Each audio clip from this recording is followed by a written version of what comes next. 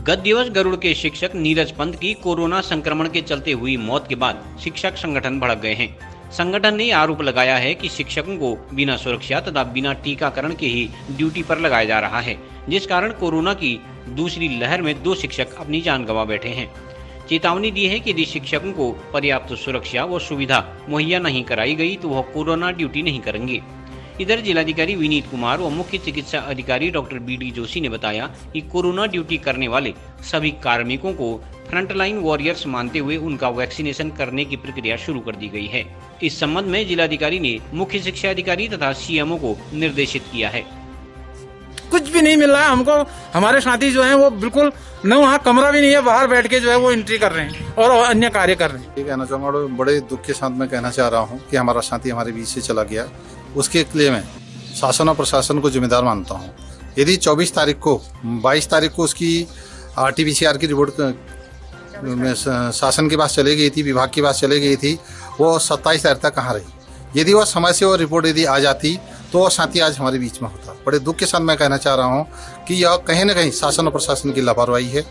और मैं आप शासन प्रशासन से यही कहना चाहूँगा कि जो साथी हमारे बीच से चला गया है उसको कोरोना वॉरियर्स के रूप में घोषित किया जाए और जो भी मुआवजा, जो भी धनराशि उसे मिलती है उसको अविलंब उसको प्रदान किया जाए। और जो शिक्षक साथी हमारे इस कोरोना काल में ड्यूटी कर रहे हैं, मैं उसको बहुत बहुत साधुवाद धन्यवाद इस आपके TV चैनल के माध्यम से देना चाहता हूँ। और ये कहना चाहता हूँ कि आज हमारे SDM महोदय से वार्ता हो चुकी है। उनके द्वारा आश्वासन दिया गया है कि समस्त शिक्षकों को वैक्सीनेशन कराने के बाद ही वो जो अपनी ड्यूटियां करेंगे और कल से जो वैक्सीनेशन का कार्य CMO बागेश्वर के द्वारा आदेश दिया गया, अविलंब इसमें वैक्सीनेशन का कार्य प्रारंभ कर दिया जाएगा। आज एक दुखद घटना हमारे बीच में हुई है।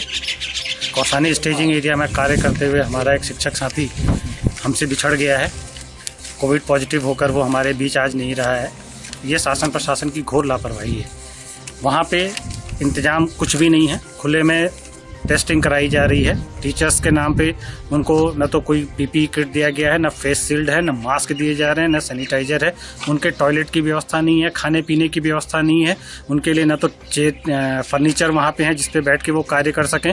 ऐसी घोर व्यवस्थाओं के बीच भी हमारा शिक्षक वहाँ पे कार्य कर रहा है।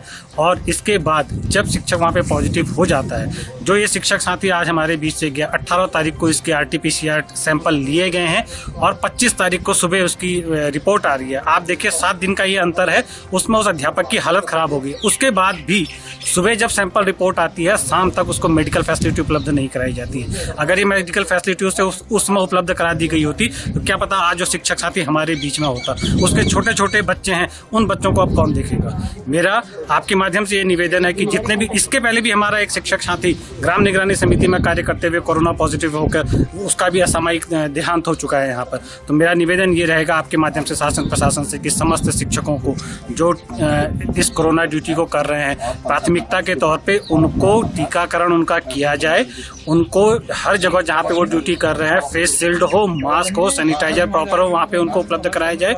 तब जाके हम शिक्षक वहाँ पे ड्यूटी करने को तैयार हैं। हम प्रशासन के कंधे से कंधा मिला के ड्यूटी करने को तैयार हैं, लेकिन प्रशासन को भी अपनी जिम्मेदारी समझते हुए हमारी सुरक्षा की, जब जान और माल हमारी रहेगी तभी हम वहाँ पे भी कर पाएंगे और प्रशासन हमसे काम ले पाएगा। जब हमारा शिक्षक ही वहाँ पर नहीं रहेगा तो प्रशासन किससे काम लेगा।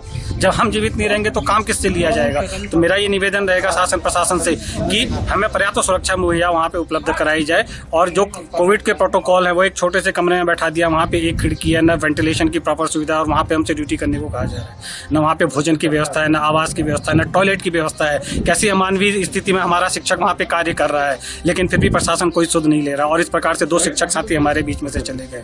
हालांकि अभी हमारे SDM साहब से बात हुई है यहाँ पे और उन्होंने आश्वस्त किया कि वो हमारी मांगों को आगे रखेंगे। साथ ही मैं आपके माध्यम से भी निवेदन करता हूँ कि हमारे उन दोनों शिक्षकों को जो असामयिक तौर पे हमारे बीच से चले गए हैं, उनको कोरोना वॉरियर्स घोषित किया जाए और उनके परिवार को समुचित आर्थिक सहायता प्रदान की जाए। किसी और उससे पता चला कि उनके परेशानी हो रही है तो तुरंत मैंने उनका नंबर और बैजनाथ MIC को भेजा। तुरंत एम्बुलेंस, उन्होंने 8 बजे की बात थी, एम्बुलेंस भेज के डिस्ट्रिक्ट हॉस्पिटल बुलवाया गया। जब तक वो डिस्ट्रिक्ट में पहुंचे तो उनकी डेथ हो चुकी थी। और बाकी जहाँ तक वैक्सीनेशन का सवाल है तो आज जो है हम लोगों ने जितने भी मतलब वर्कर जो भी लगे हैं, जो पहले फ्रंट लाइन वर्कर में नहीं आए थे, उनको हम सब फ्रंट लाइन वर्कर में लेते हुए आज से हमने उनका वैक्सीनेशन स्टार्ट कर दिया। कोविड एरिया में आप ज़्यादा रिस्क में हैं तो आपको फेस शील्ड दी गई है, आपको मास्क दी गए, ग्लव्स दिए जाएँ, उनका यूज करें। मैं ये कहना चाहूँगी उनका यूज करें, अपने आप को बचाएं।